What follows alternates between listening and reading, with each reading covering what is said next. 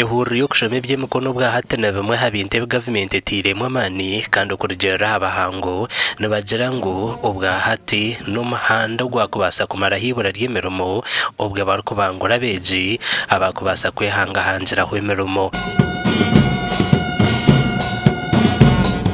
When Ugandans could only think that if one gets the technical and the vocational skills is finished, that time is gone.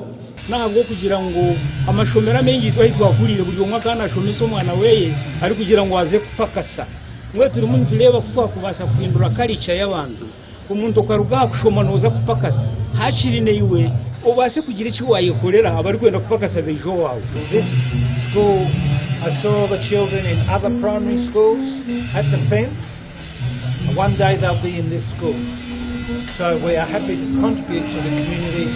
Abeji 88 batwirene batendekwe eby'emikono omuri okubija computer okombekwa bahendire emishomo yabo kandi empabuhwezo kuruga muri Australian Hope International bigwireho oburaro bw'abashomesa aha mukorono gwegumwe. And some donations have come in, children are sponsored, classes are sponsored, and so as a result, well, this is the result for our first secondary school.